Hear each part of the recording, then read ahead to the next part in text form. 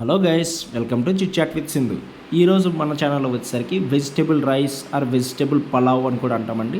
దాన్ని ఎలా చేసుకుందామో చూద్దాం రండి. ముందుగా నేనైతే ఒక 4 కప్స్ ఆఫ్ బాస్మతి రైస్ని తీసుకున్నాను.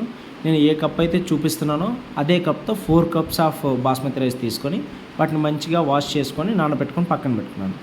పక్కనే గ్యాస్ ఆన్ చేసుకొని ఒక ప్యాన్ పెట్టుకొని దాంట్లో 2 to 3 spoons 2-3 spoons ghee add చేసుకొని కొంచెం జీడిపప్పుని యాడ్ చేసుకోవాలి. నేను చూపిస్తున్న విధంగా ఈ మసాలా దినుసులను కూడా దాంట్లో యాడ్ చేసుకున్న తర్వాత ఒక 2 to 3 స్పూన్స్ ఆయిల్ కూడా యాడ్ చేసుకొని ఆఫ్టర్ దట్ మనం 2 to 3 ఆనియన్స్ని అలాగే 2 to 3 పచ్చిమిర్చిని కూడా యాడ్ చేసుకోవాలి.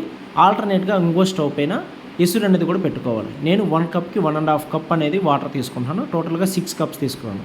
అలాగే ఒక capsicum and 2 to 3 tomatoes and 2 ఆలూస్, 2 carrots and 7 to 8 beetroot beans అనేవి కూడా యాడ్ చేసుకున్నాను.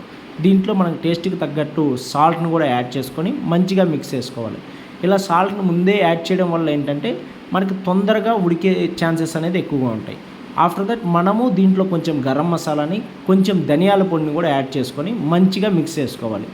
ఇలా 5 to 10 మినిట్స్ మంచిగా ఉడికిన తర్వాత ఈ కన్సిస్టెన్సీకి వచ్చిన టైంలో మనం ముందుగానే నానబెట్టుకున్న రైస్ని అనేవి ఈ వెజిటేబుల్స్లో మిక్స్ చేసుకోవాలి.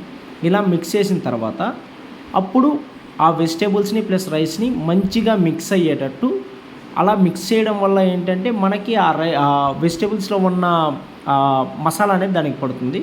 అప్పుడు ఎసురుని కాగిన తర్వాత దాన్ని కూడా ఈ రైస్లోకి యాడ్ చేసుకోవాలి. ఈ రైస్లోకి యాడ్ చేసుకున్న టైంలోనే మనం సాల్ట్ అనేది కరెక్ట్గా ఉందో లేదో చెక్ చేసుకోవాలి. ఇలా 5 to 10 మినిట్స్ ఉడికిన తర్వాత 80% ఆఫ్ ది రైస్ అనేది కుక్ అవ్వాలి. ఇలా రైస్ అనేది కుక్ అయిన తర్వాత 80% రైస్ కుక్ అయితే సరిపోతుంది.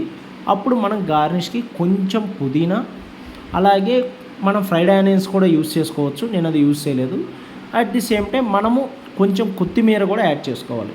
ఇలా కొత్తిమీర, పుదీనా యాడ్ చేసిన తర్వాత దీన్ని ఒక ప్లేట్ పెట్టేసుకొని సిమ్లో గ్యాస్ ఫ్లేమ్ అనేది సిమ్లో పెట్టుకొని ఒక 15 మినిట్స్ అనేది దమ్ పెట్టాలి. ఒక 15 మినిట్స్ దమ్ పెట్టిన తర్వాత తీస్తే మనకు tasty vegetable rice or vegetable pulao అనేది రెడీ అయిపోయింది. ఇలాంటి మోర్ వీడియోస్ కోసం please like, share, comment with chit chat with Sindhu.